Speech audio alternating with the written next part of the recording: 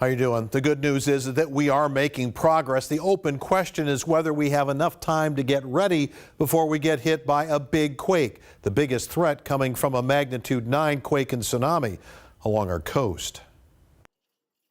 It's October 18th at John Hay Elementary. This is the Great ShakeOut. Kids know the drill and dive under their desk. Again, this is a drill. Year after year, it's the kids that may know more than their parents about how to drop, cover, and hold on. Principal Tammy Beach. So we really want muscle memory to play a part in any emergency. They know what to do. It will hopefully calm any anxiety and also make them feel a lot more capable if something does happen. It's now been more than 2 years since the state took a major shift toward earthquake readiness. June of 2016 served as a wake-up call in a massive exercise entitled Cascadia Rising, involving some 23,000 National Guard soldiers and first responders. Leaders quickly concluding that all of us need to be ready to be on our own in an earthquake or other disaster for up to 2 weeks.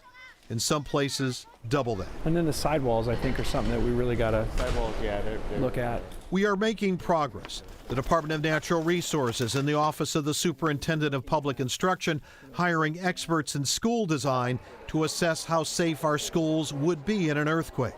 220 schools being evaluated in this first wave this year.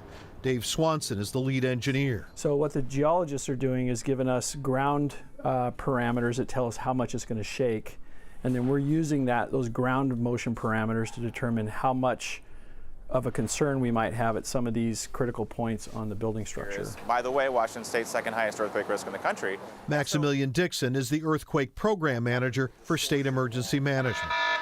And even before Cascadia Rising, universities in the 3 West Coast states were working on an earthquake alert warning system known as Shake Alert. It can tell us how many seconds we have to brace ourselves for the shaking that's coming. Right hand on the rail. Washington is the only state in North America with a vertical evacuation structure high enough and strong enough where people can run from a tsunami. And a second is under development. There's momentum at the governor's office, there's momentum within the emergency management, and we're really trying to move forward, a little bit at a time.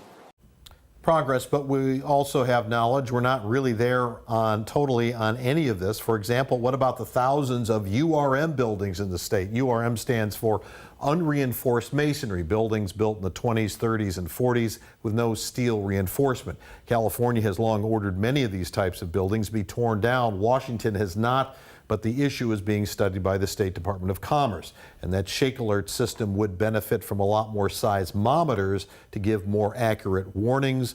Needed more money for that. Vertical evacuation, the state looking to build another 3 to 4 over the next few years. So we have sort of one now, one in planning, and then hopefully that will spread out because there's a lot of low-lying land along the coast. And there's a lot of science that also is going on that which give us a lot more information going forward. So, Glenn, any indication that awareness is on the rise and people are taking this more seriously? We think there are. For example, a lot of the stories that we do, we know people are watching. We know people are downloading that. The guides that the state offers, I wish I'd brought mine out here, but the 2-week Ready Guide, you can get those online, a lot on king5.com. They don't have enough money to print as much demand, so they're trying to get people to look online to get that and as print well. their own, yeah. Right, and print their own. I did not know that those unreinforced masonry buildings, I thought they had to be retrofitted and updated. In the city of Seattle, for example, they don't have to be retrofitted until there is a major remodel in the building. At that point, then they are ordered to. So, for example, if you're looking at one of these old buildings and you see a cross of steel often in the windows, sometimes that cross can be hidden in the walls. You don't know it's there. You look for certain things in the side of the building indicating that the floor and the wall are tied together. Those are pretty good, but they have not all been handled, and there's not a systematic way to know exactly how many of those buildings have been retrofitted or not. We have a story online about that from all of our coverage from last year that really gets into this as well with an engineer who's just great. All right, Glenn, good information. Thank you.